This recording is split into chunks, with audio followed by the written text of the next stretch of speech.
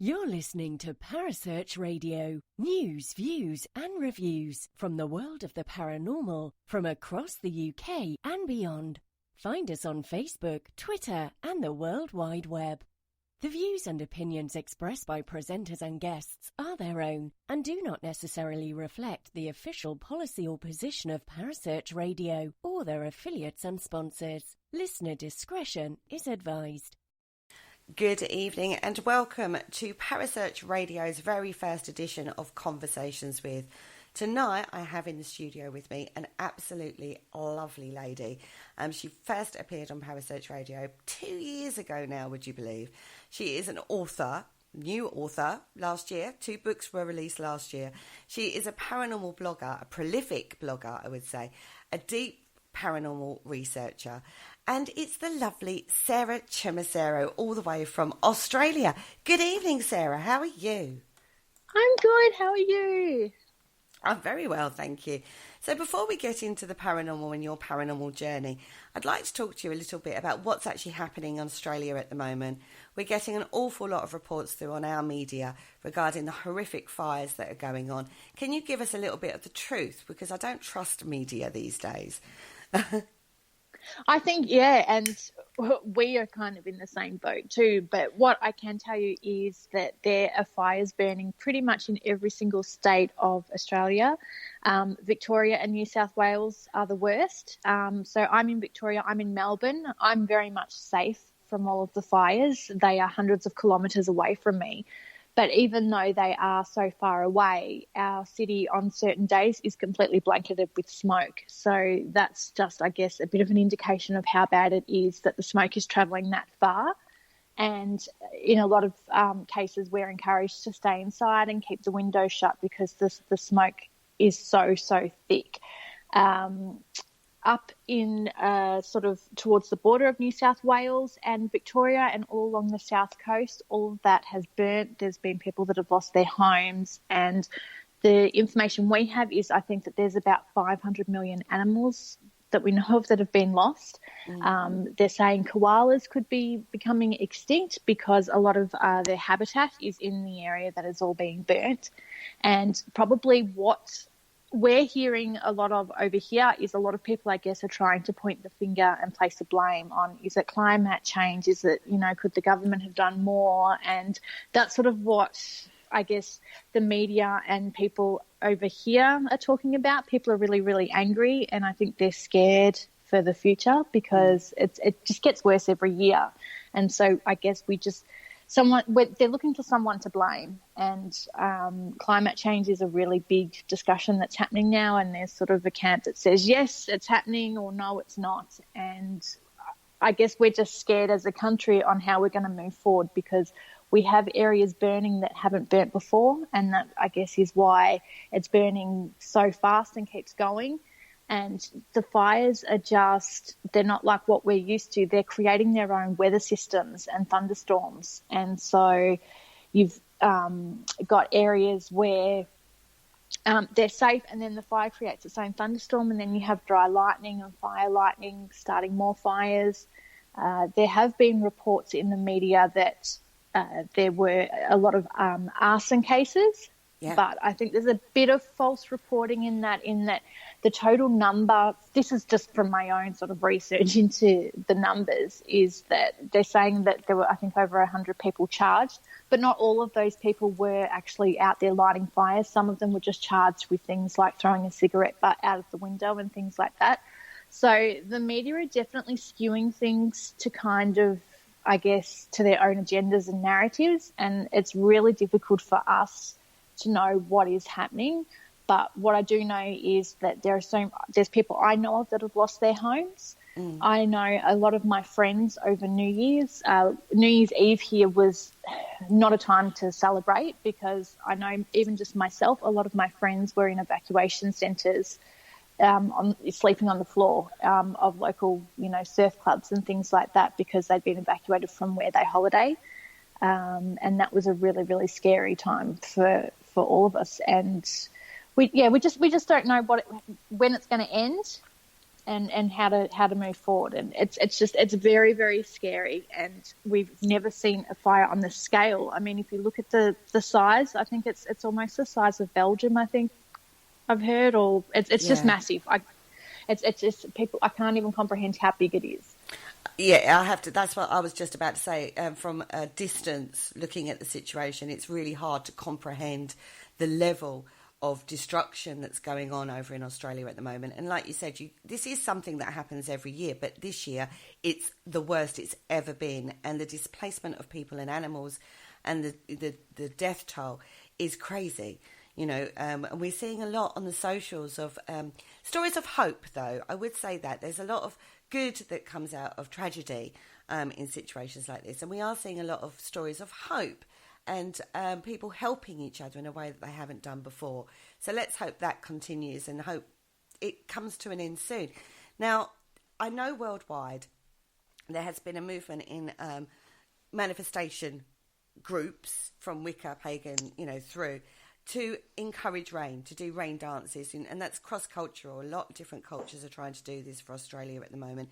Has that actually had an effect? Because people are sharing posts, but they're not looking at the dates, and it's like November last year. So has there been rain recently in Australia? There has been. I don't know if a lot of it has been specifically over the fire areas. So where I'm from Melbourne, and if anyone knows anything about the weather system in Melbourne, is that we experience 4 seasons in a day. Yeah. So, it'll be summer 1 minute. We had literally a week ago, we had a day, we're in the middle of summer and we're having 45-degree days. We had a day, it didn't get above about 13 degrees, and it was cold and raining. So tell me there's nothing going on with the climate there. But we have had rain. And there has been rain over the areas where the fires are, but I don't believe enough. And I believe New South Wales is the state that needs the rain more so than Victoria. I'm sort of in a bit of a bubble because I live in Victoria. I get very Victorian centralised news.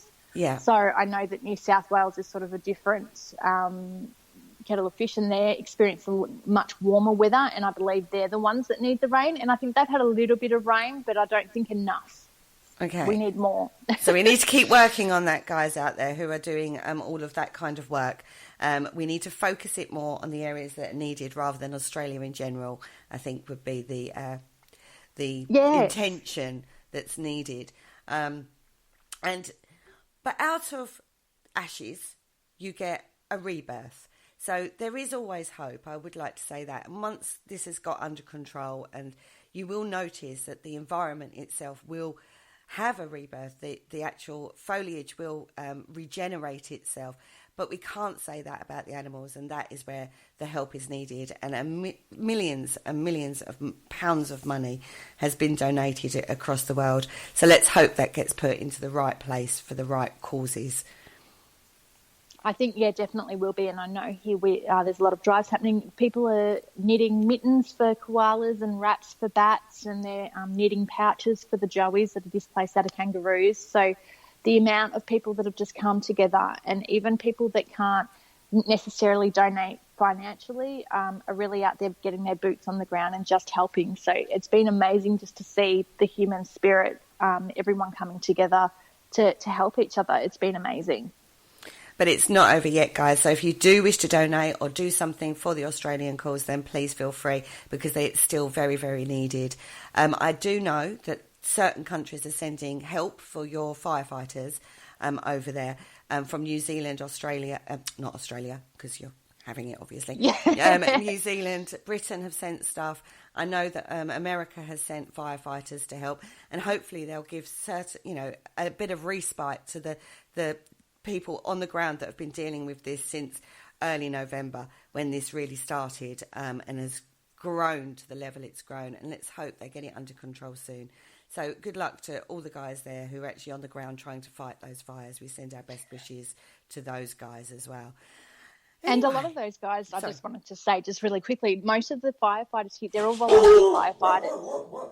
So they don't get paid to do what they do. They take time off work. A lot of them have been taking leave to fight the fires out of the goodness of their own hearts. They're all volunteers. So Yeah, and that's heroic in itself, you know, getting out there and doing something just for the goodness of your heart. I think it's amazing, the work that they're doing, and they're pushing beyond the boundaries of endurance, which kind of shows you the strength of purpose that's needed in times like this. Absolutely. Anyway, let's get on to you and your blog. Yes. You started living life in full spectrum about 2.5, 3 years ago now, wasn't it?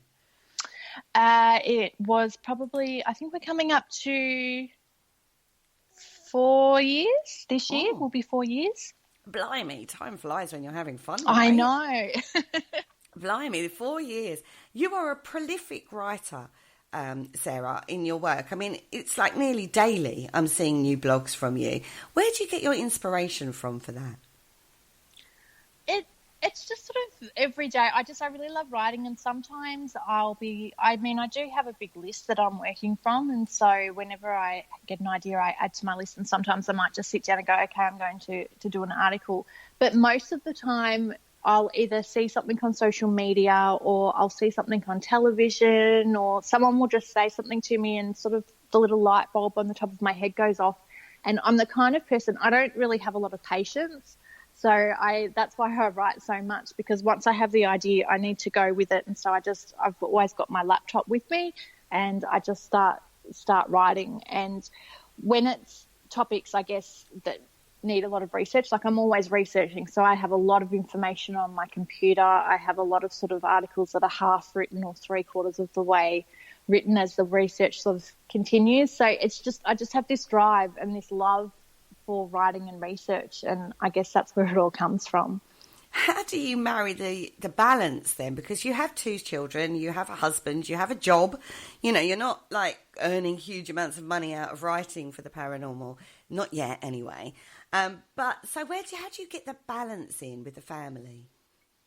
You really just need that drive. So I am sort of working during the day, so nothing happens with that. I like to try, if I can, and at least spend an hour to myself after the kids go to bed at night time and just sit down and write. But it's not always possible, and I try to use time on the weekends sort of at night time when I have some downtime, and I may even do 1 or 2 articles. And, you know, there's great tools on Facebook where you can schedule things, and so sometimes I make it look like you've got new stuff coming out each day, but it's actually sort of all been done at once, or I'm able to sort of recycle some older content and revamp it and make it new again, because I have been doing it for 4 years. I've got over 360 articles in there, so I am able to kind of revamp things and make it relevant. And, for example, there's this video going around at the moment about ball lightning. Yes.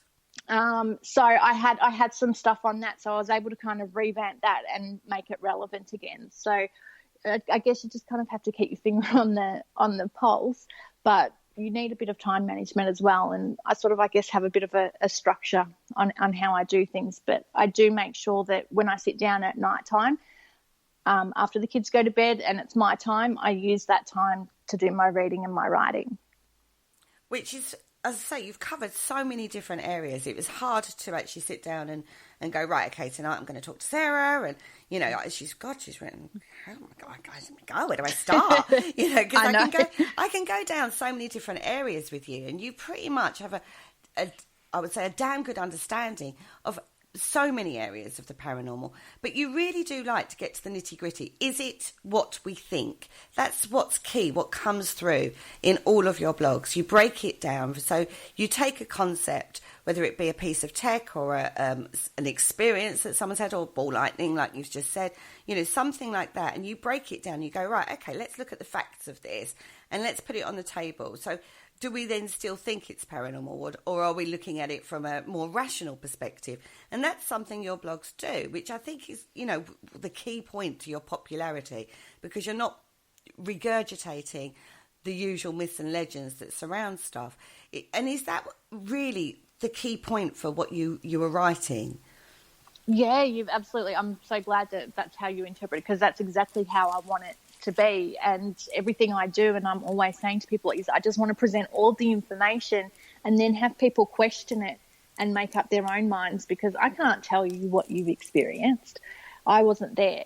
but I can give you all of the information, and then it's up to you to ask the questions, because I think sometimes we just sit and we'll label things and say, oh, that's paranormal, or no, that couldn't possibly be paranormal, instead of sitting down and looking at everything as a whole and actually asking the questions. Asking questions is very, very key, isn't it? Now, when you first started in the paranormal, was you a lot more spiritual minded? Was you more spiritual minded? Was you more believing in spirit? Yeah, I was, absolutely. And I think that was probably influenced by the people that I was surrounded by as well, because they were also quite spiritual. And I guess that's sort of how I was taught. But after about 12 months, a lot of things weren't making sense to me. And I guess, like a lot of people, I think I kind of wanted to fit in a little bit too. And you kind of think, when you're surrounded by certain groups of people, that's all I knew. And it wasn't until I sort of went on my own path of research and then thought, oh, okay, this actually doesn't quite suit me, because I wasn't really feeling the things that they said they were feeling, or seeing the things that they said they were feeling. And I've always been a very rational person, and so it's very difficult for me to just kind of, I guess, like people say they go with like their gut instinct. It's very difficult for me to do that. And if I see a shadow moving around, it's very difficult for me to sit there and say, oh, that's a shadow person, without a doubt. That's just never sort of been me. So I did sort of struggle with that for a bit to, I guess, find my identity. But I do kind of feel like I had a lot of experiences when I first started, but I think a lot of that was probably due more to the fact that I didn't really know what was going on around me, more so than it being spirit. So where do you sit now? Do you still believe that there is paranormal activity and paranormal occurrences, or are you very sceptical now? I am on the more sceptical side, but I do believe there's something going on out there, and I don't really have a lot of experiences now that I can't explain. So when they do actually happen, they really, really drive me and make me excited. And I'm really lucky in the fact that I run tours at a location called Black Rock House in Victoria. So I'm there every couple of weeks, and it's great because I get to kind of do my own thing and do my own research there, but also run the tours and get to observe people. And it's a location that I know so well. I know every creak and I know every noise that the house makes. And so when something happens that I think is sort of genuine that I can't explain at that house, that really, really piques my interest and drives me, because I know that it's not something silly like the wind blowing a door or the wind blowing the wallpaper or something like that. It's something that I know I can't explain. And I do feel that there is something going on out there, but I don't know what it is. And I don't necessarily think it's what everybody thinks that it is either. So you're coming to the understanding within yourself that there's a hell of a lot more psychological perspective on the paranormal than there is necessarily spirit interaction, and that what we're recording on our tech is actually rationalised, and you need to know what your tech is, which again you've put out plenty of times in your blog. So do you think then that some of the phenomena that is experienced is an externalisation of an internal process? In short, yes. I think I definitely, being able to observe, and when I do the tours and things like that, I absolutely think that a lot of it, I think, comes from within us. And it just makes me wonder, the more I kind of dive down that rabbit hole, the more I am convinced of that. I have to say I'm the same. I came from a very spiritual background. I still have a very strong belief system in the spiritual side of things, as you know. But I also think a lot of that comes from ourselves. I just find that side of it explains it more to me. However, I do also have a belief system in an external entity. I'm going to use the word entity because I don't necessarily believe it's what people think. But it's a very strange journey, isn't it, when we go through, when you start researching. I'm having done quite a bit of research myself on various topics. It's that weird process of, how do I marry that with my belief system? And is that a process you go through too? Yeah, and it can be very challenging. And then sort of when you become more comfortable with what you think that it is, then something will happen that just completely flips that on its head. Yes. And then it might take you back to where you were a year ago or lead you somewhere completely different. And I think it might be a bit naive of us to think that there is actually just sort of one clean-cut explanation for it. I think there's so many different theories out there that maybe it isn't just particularly one thing. It could be a really broad range of things. And, yeah, I guess it's just sort of figuring out what they are. But I do find it challenging sometimes. And I know the first time I had a experience that I thought was a genuine paranormal experience that I couldn't explain, and I heard a voice whisper in my ear that we actually caught on tape. I struggled with that for about a month, and I wasn't in a very good place because it was challenging all of my belief systems. And at that particular moment, I thought that voice was someone that I guess had passed over, and it just kind of made me deal with the concept of death and things like that, which personally kind of scares me a little bit. So that for those weeks after that experience, it really didn't sit well with me, and it really made me challenge my belief systems and all sorts of things. So it does make you uncomfortable. I totally agree. I think you go around in circles sometimes. Like you said, you start with an idea and then you research it and you come to you go through like that process of understanding it a little bit more, and then it challenges you. Then you keep asking why, and then you come back to, but could it have been? You know, it's that process, isn't it? And it's one of those weird full circle kind of moments. And I've noticed that in my own personal paranormal experiences and journey that, you know, I look at experiences I had like 4 or 5 years ago, and I can rationalise it to a certain degree, but there's still that point of, was it? Is it? How could it be? Is my brain that strong? You know, is it? It does. It throws up so many concepts, and you always come back to the why. It's that why, isn't it, that always drives you forward. Yeah, it does. And I mean, it's funny when you say and you look back at past things, because I like to use the term like Occam's razor, where it's sort of like, you know, the simplest explanation must be it. But sometimes when we try to rationalise our past experience, we make up these really ridiculous scenarios to try to explain it. And it's almost like it would be more likely that it would be maybe a spirit talking to you than this sort of whole story that we make up in our heads to try and rationalise the situation. I think you have to learn to sit in the middle, not go completely skeptical and cynical to that point, and dismiss everything spiritual, but not be so spiritual that you can't see the rational and the scientific side of it. I think you have to get that balance within yourself, don't you, of, you know, looking at an experience or something or a topic, and sit in the middle, because you can't be so dismissive of everything because you're being scientific. And I think the scientific side is starting to work more with spiritual concepts than they have done before. I think so. I think there's definitely been a bit of a shift, and the scientific community, I feel, are becoming a lot more acceptable of it, because, again, I think there's also been a shift in the paranormal community in general, in that not everybody now is just sort of jumping to the paranormal conclusions, and people are being a bit smarter now about how they investigate and things like that. So we're sort of almost meeting in the middle. And I don't know if we'll ever fully meet in the middle, but we're I think, on a path. Oh, I've seen a shift as well. There's definite groups of people that are moving beyond going, hashtag it's a demon. You know, they're not able to watch programs on TV anymore because they're like so, it's just TV, you know, and they're seeing that for what it is. And I do think you're right. There is that shift in the paranormal ghost hunting community of that wanting to know more. And thanks to bloggers like yourself, we're getting information out there now which wasn't necessarily available from the societies that are out there, which is a fantastic thing for the paranormal community. It allows the community to move forward, which it seems to be doing now, which it didn't seem to be doing 2 or 3 years ago. No, and I think even now when you look at the amount of content that's out there, even people doing blogs, I know when I started my blog, there wasn't very many paranormal blogs out at all.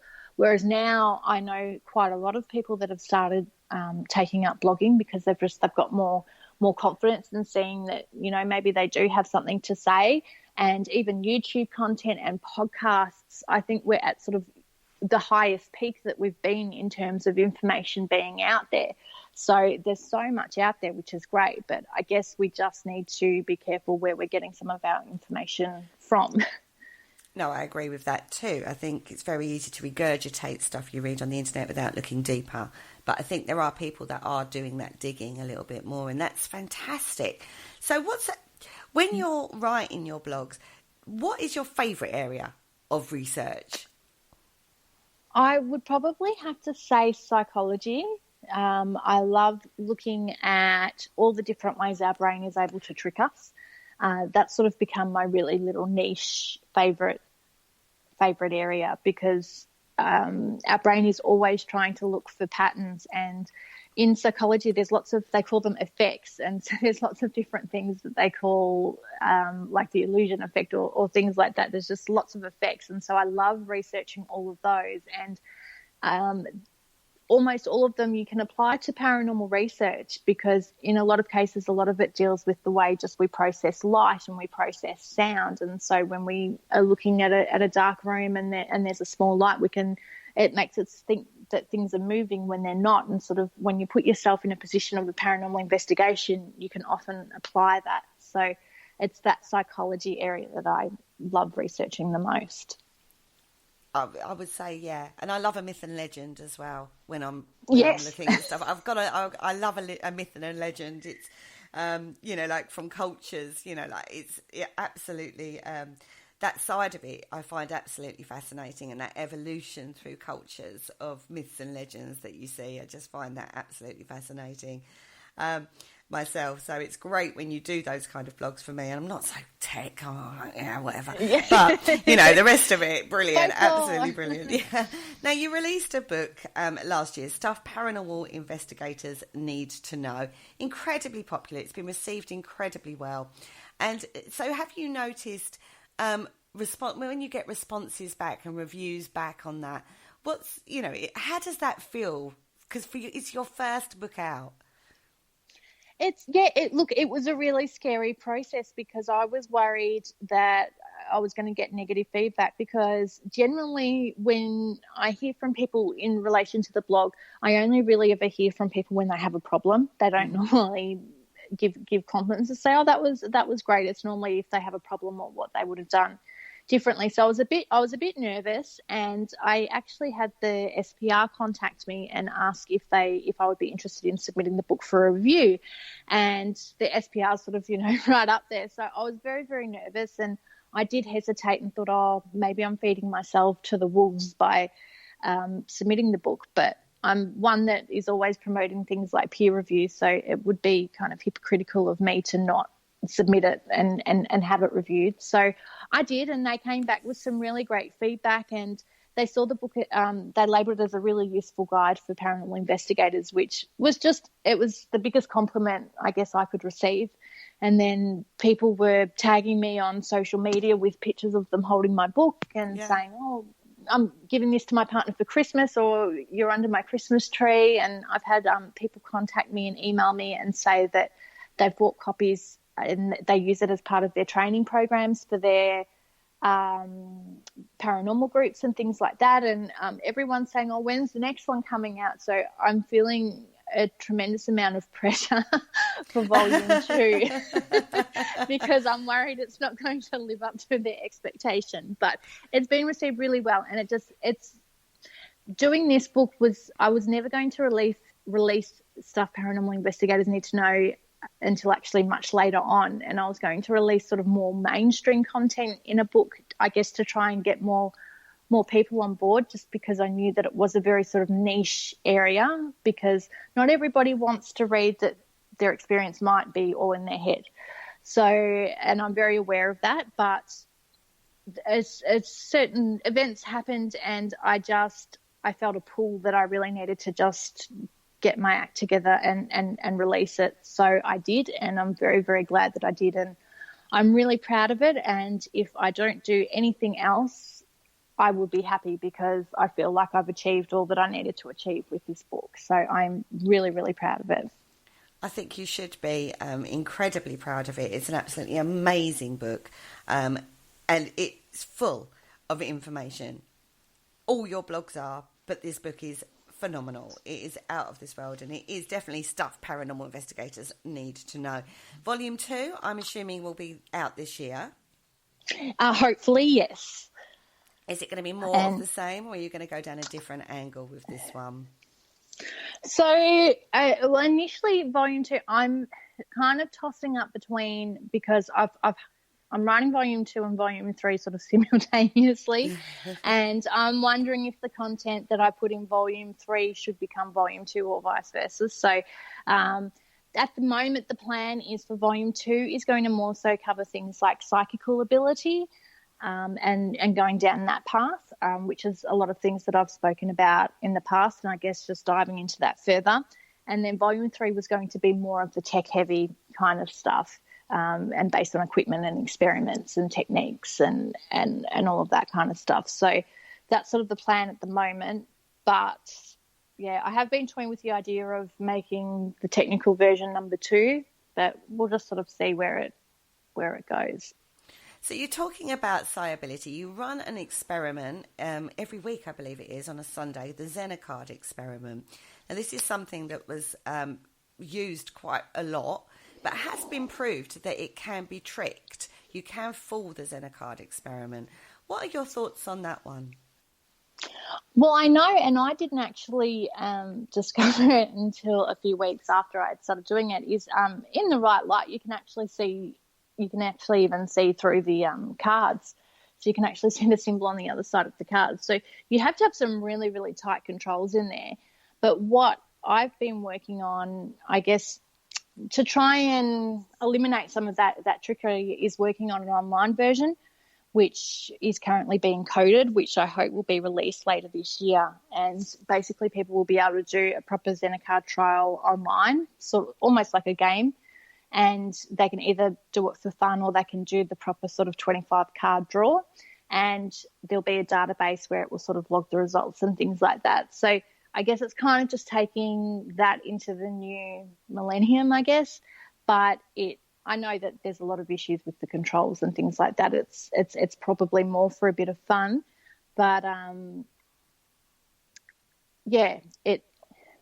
Well, give a shout out to hubby, because he's the one doing the coding for you at the moment. He is, and he has done such an amazing job on my site and doing the whole Zenocard platform for me. And I keep coming in and saying, "Oh, can you make a graph and can you do this?" And it's not as simple as doing all that. And I guess I know that it's never going to sort of hold up to the scientific community, and I'm very well aware of that. So I don't want anyone to think that I'm trying to change the world or anything like that.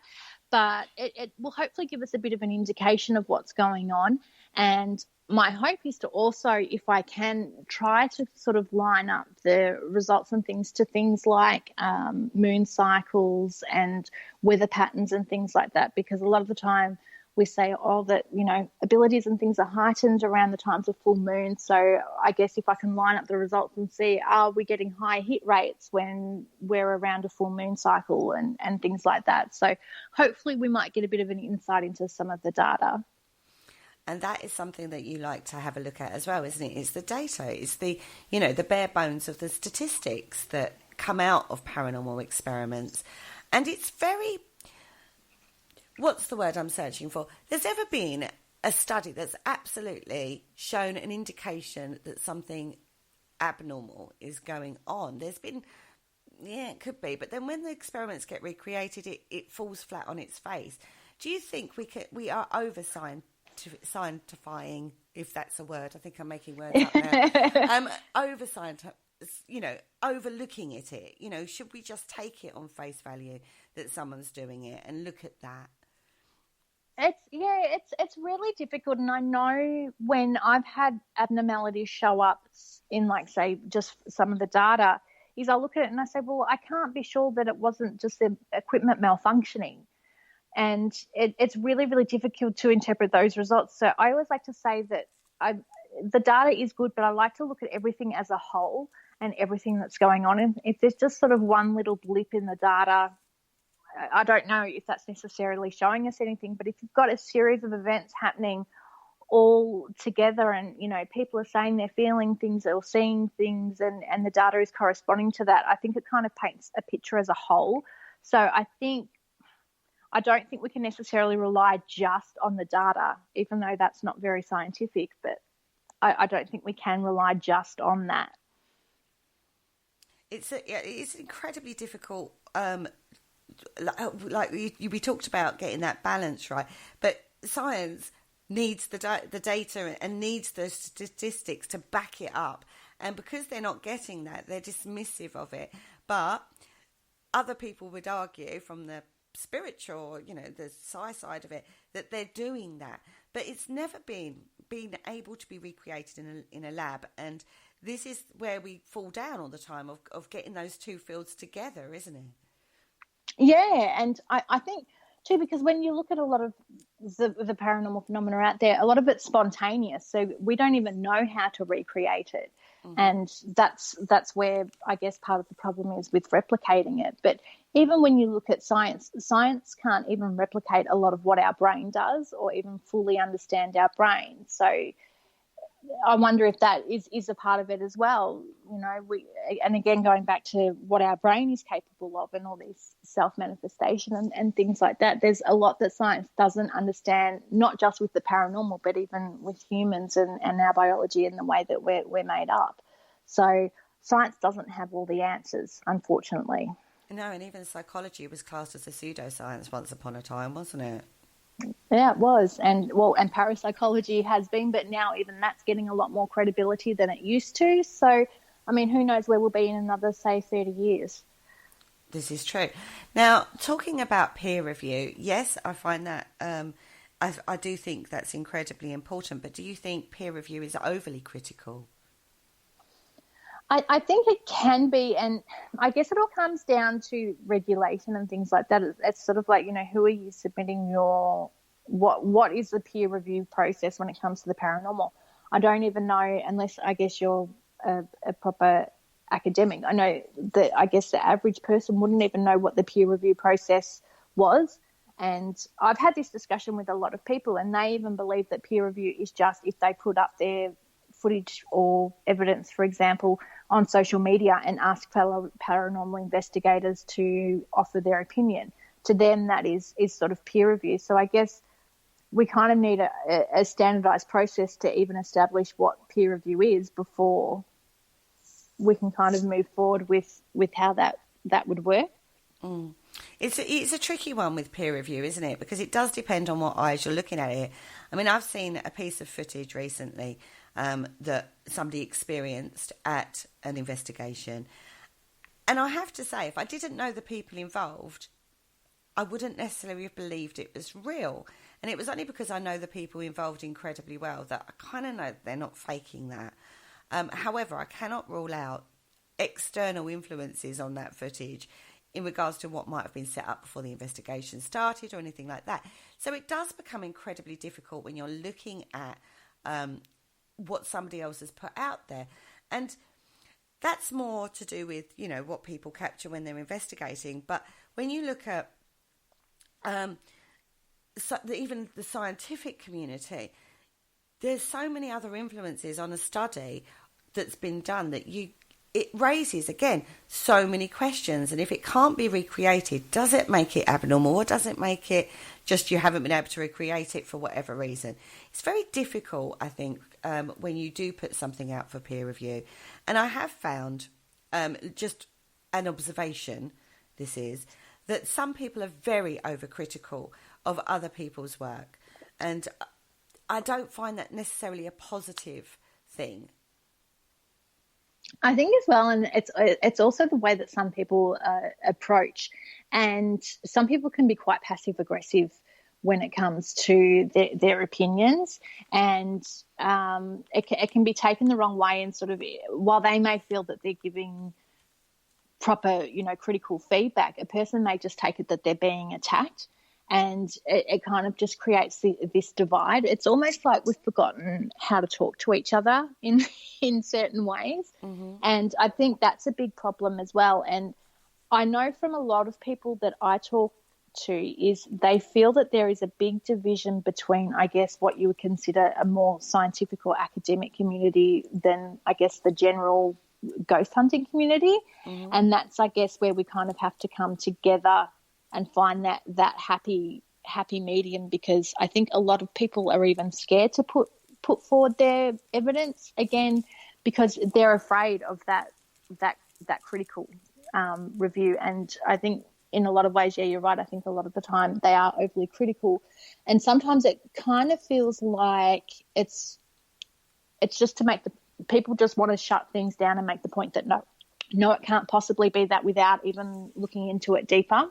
And there's a lot of, I guess, mistrust with people as well, which I completely understand because we can't really trust each other as humans a lot of the time. Mm-hmm. True. So there's that whole if you weren't there, then I can't trust that this and this, didn't happen. So it's a really, really difficult process. I don't know what the way forward would be with that, to be honest. I don't know if there would be a way forward, because whenever I've written something or put it forward or put it out there, the feedback from the more academic side has been almost like, what do you know? You're not an academic. You cannot have had an original thought for yourself kind of attitude, almost very arrogant, which has actually made me withdraw myself from those societies. Have you felt that at all?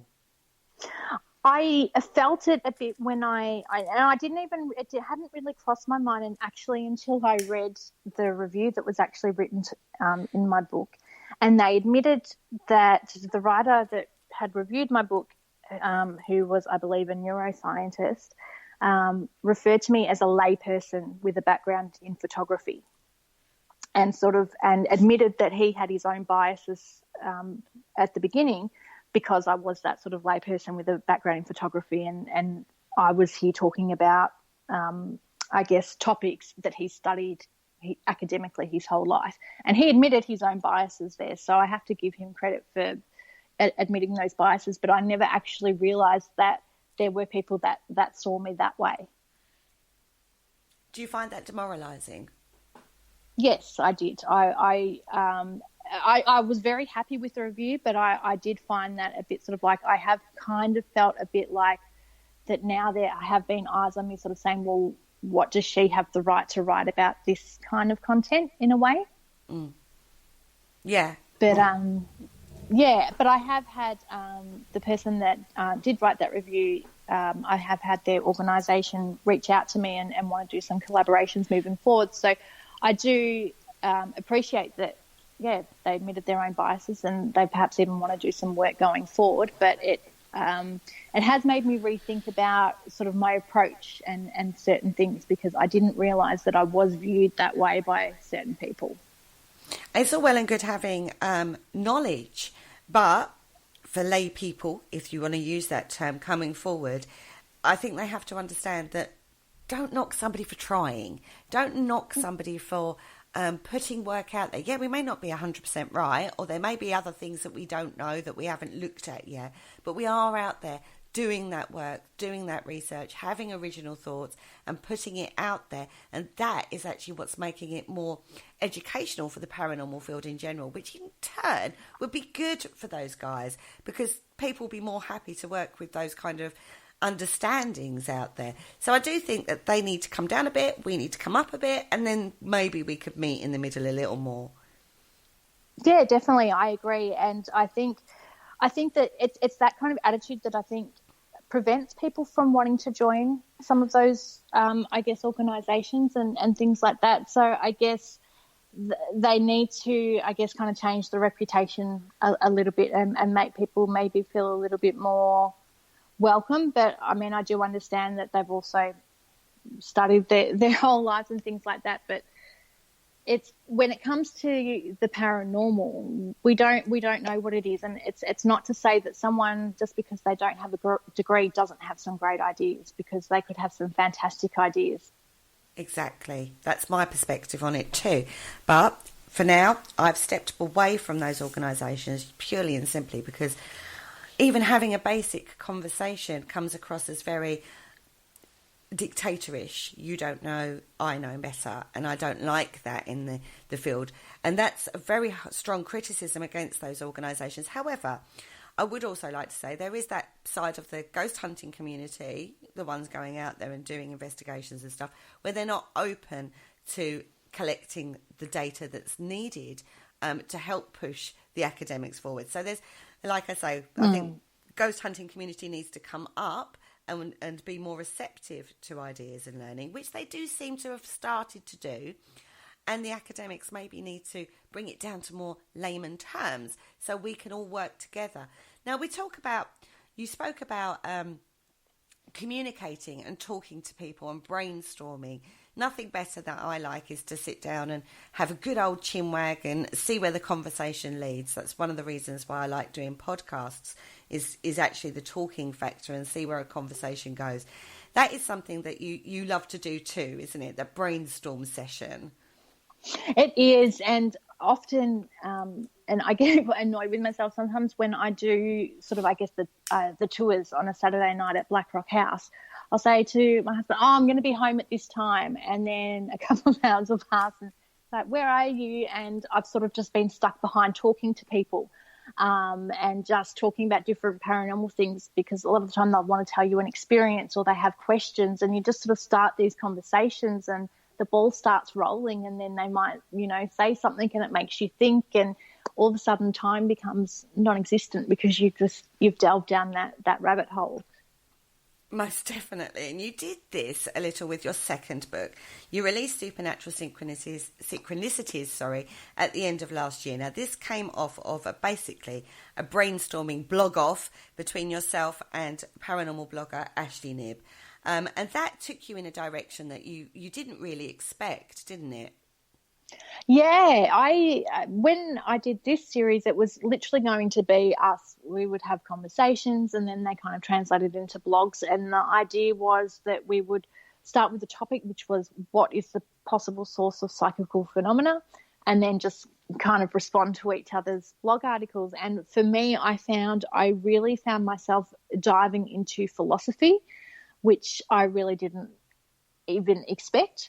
And it led me down a path that I really didn't expect, and a train of thought and research that I hadn't considered. And it just sort of happened organically from these conversations. And that's what I loved. And I even embraced a bit of the spiritual side as well, and really opened my mind up to some of the possibilities spiritually as well, which I'd kind of been a little bit more closed-minded to in the past. So it really evolved for me and led me down a different path than what I had expected that series to take. I guess I thought it would probably be a bit more of the psychology again, and that honestly wasn't even really present in the book. And it took you down so many different avenues, and you're going to do a second Supernatural Synchronicity blog-off series on your respective websites, which will lead to another book on that one, I'm sure. But you're going to cover, it's going to be called Encounters of the Third Kind. So you're going to be going more down into the ufology world. That's not really an area I would have put you at, Sarah. No, it's not. And the reason that we chose it is because we both felt that when we did this series that it really challenged us, and I guess we wanted to push ourselves further.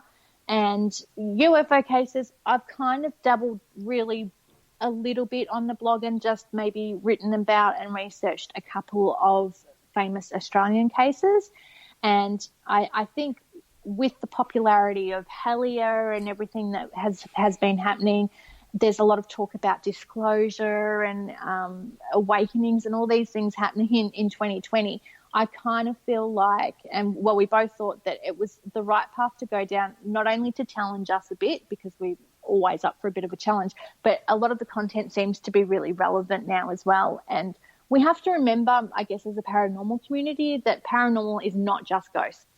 It's a really wide range of things. And as a paranormal researcher, I know I want to start expanding that portfolio to be just beyond ghosts. It is a paranormal, the word paranormal is an umbrella term to cover, like you say, so many areas of the supernatural or the unexplained. Out of those, you haven't, like we said, really delved in the ufology. What are your thoughts on cryptozoology? It's an area, again, I haven't delved much into, but we do have, for example, here in Australia, there's a lot of talk about yowies, and in particular, and it's making the news at the moment, is things like the Tasmanian tiger and big cats. There's this whole big cat thing, that there's these mysterious big cats that everybody's seen that they think are very either old or mythical creatures. So that's sort of as far as I've delved into it. But again, it's not a hugely popular topic here, but it is something that people look into. It's something I will eventually look into, but I don't know how paranormal, I guess, cryptozoology is. I think maybe it more might be related to evolution than, I guess, the paranormal, but that's just my own personal observations without really delving into it. So that might be an area you delve into after you've covered the ufology world. You mentioned Helia. It has been a series that has opened the eyes wider of the general paranormal community that have come across it, I feel. And they seem to, particularly in the second series, again, have gone full circle, really, in my view. They've gone from thinking it was a crypto case to going into ufology links, to going into paranormal phenomena, to going into occultism now, and myths and legends is where we're at the end of the second series. And I find that this is something that's coming up more and more, the crossover, the connection between all of these things. What are your thoughts on that? I have read, and because of the first season of Helia, I did actually read the Eighth Tower by John Keel, which dealt with the concept of the super spectrum.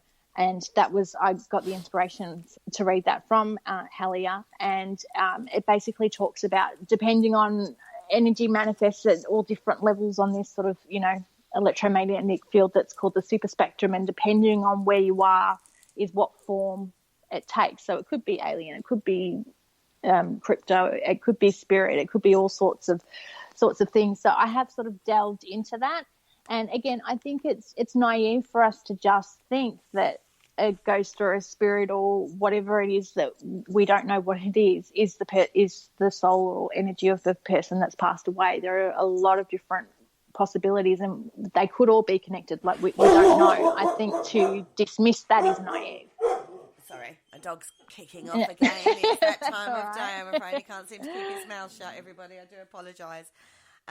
It is a fascinating area, and I do think it leads down so many different areas. I mean, in some of the research that I've done, the Tree of Life, the Kabbalah Tree of Life, crosses over into ufology, into all sorts of different areas that I wasn't expecting. What's one particular area that you've researched that has led you down into an area that you never thought it would take you? Probably, I guess, the concept of psi, and it's really made me think about even just paranormal investigating in a completely different way. And it was when I made these connections, it completely, I guess, flipped my views of the paranormal on its head, and it got to the point where just even attending a paranormal investigation, and I was sitting there just questioning everything and looking into this concept of psi, and it changed the way I investigated, it changed the questions I asked, it changed the techniques, it changed the experiments I did. It literally changed everything for me. So that was definitely my defining, changing moment, was just going down that particular rabbit hole. So what's coming up? What are you researching right now? What's on the table right now for you? At the moment, I am working on the concept of jot, which is just one of those things, which is basically where things go missing and then all of a sudden you find them literally at your feet, maybe a week a month or a year later, and it's a very real phenomenon that has been written about in parapsychology. So that's sort of what I'm looking at the moment, and I've had a few people contact me with their own experiences, and even experiences I've had when you think about it, some of them are just so weird that you can't explain it, and you know that you didn't leave it there, and then all of a sudden here it is at your feet. So it's looking into that phenomenon. That's what I've been researching today, basically. Very interesting, and that leads us down into airports. Do you then think that spirit could bring something from the past and drop it into the present? Personally, just my views on things is when I think of energy and things, I don't think of physical form. So I wonder how then if energy could hold like a physical form or things like that. So I guess my feeling is sort of initially no, is my gut feeling, but it's not an area that I've looked at in depth yet. So it's not an informed no. I have to say I'm with you on that one. It's one of those very difficult concepts because then you start thinking of the mechanics of it, and that's where the problem of why comes in. Is it? And that's the problem I have. And I don't know about yourself, but it's the mechanics of it, and then you start going into proper, physics and things like that, and that's where my brain starts to go into a bit of a meltdown because I'm not a physicist. I'm not a doctor when we start looking at things to do with our own bodies and stuff like that. So that's where I become a little unstuck, I would say. Is that how you feel sometimes when you're looking at a concept and it becomes a bit too big a ball because you're looking too deep into the mechanics of something? Yeah, absolutely. Even, saying that, I was just thinking in my brain, how could that work? Like, does it just float and go away, or it's just when I look into how is that actually possible, it just I really start to get into as you said, the why and even just the how. It just seems a bit sort of a bit difficult to even entertain a little bit for me. I'm the same. I mean, when we start talking things like time travel or multidimensionals, the basic concept of that I can get. But when I start really looking into that, that's where, like I say, my brain just goes, it's like I can't even begin to understand the beginnings of this unless I go and do, a physics lifetime study of stuff like that, which brings us back to that knowledge is out there in certain people's brains, and it's whether or not they are able to translate it down into terms we would understand. And so we've come full circle again, haven't we? Yeah, that's it. And I know a lot. I can't even obviously my son is obsessed with like the universe and space, and so we'll watch all of these documentaries, and sometimes I sit there and it's like they're not speaking English. Like I do not understand anything that, and when they're starting and going into, I guess, the really detailed possibilities there is, I just sit there and I think to myself, I don't get it. I don't understand it. And I don't understand how it could work, because I need it explained to me in very, very simple terms, because not all of us are academic, and I know when I hear and see big words I tend to shut down, and that was one of the biggest things I wanted to do with Stuff Paranormal Investigators Need to Know, is I wanted to be able to digest this information for people like myself to say, look, this is what it means, but in really, really easy to understand language and not really big words and phrases that we don't understand. And that is so, so important, I find, in any field, is to break it down into understandable terms so the majority can understand it rather than the minority. And that is the key point to what you do. So thank you from the paranormal community. I'm going to talk as a whole there. I'm like a blanket. Thank you. So thank you, because it is bloggers like yourself that do bring concepts and understanding to terms that would be, from an academic paper, too difficult to get our heads around sometimes. So thank you so much for doing that. Like we said, you've got some amazing projects coming up into 2020. I keep saying 2000 and then it's 2020 and it's I'm still trying to get my head around the year change thing. And So thank you so much, because you've got so much coming up. I'm looking forward to seeing what new stuff you're coming forward with, as well as still trawling through some of your past 300 odd blogs for information that, for me, I'm a researcher myself. It's always good to see what other people have researched. So well done, and thank you so much. I'm so excited for this up and coming year for you. And you did finish last year on a bang. You've released 2 amazing books, guys. Go out there, buy them. I highly recommend them. Both books are fantastic and need to be on your paranormal bookshelves. Sarah, where can people find you if they don't know where to find you? The easiest place to go to is my website, which is llifs.com.au, and there are all the blogs are there. There's links that you can buy the books. There's photo galleries, links to all the social media. That's definitely the easiest place that you can find me. Don't forget, check her out on the Facebook socials as well. Twitter, she's on. I'm assuming you're on Instagram as well. Yes, I'm Sarah, LLIFS on Twitter and Instagram, and Living Life in Full Spectrum Paranormal blog on Facebook. Thank you so much for joining me tonight. It's been an absolute pleasure. And thank you for joining me for the very first Conversations With show. Thank you so much for having me. On that note, we bid you all a very farewell and a good night. Thank you for listening. Don't forget to join us for more shows throughout the week. Find us on Facebook, Twitter, and the World Wide Web to keep up to date with all the shows right here on Parasearch Radio.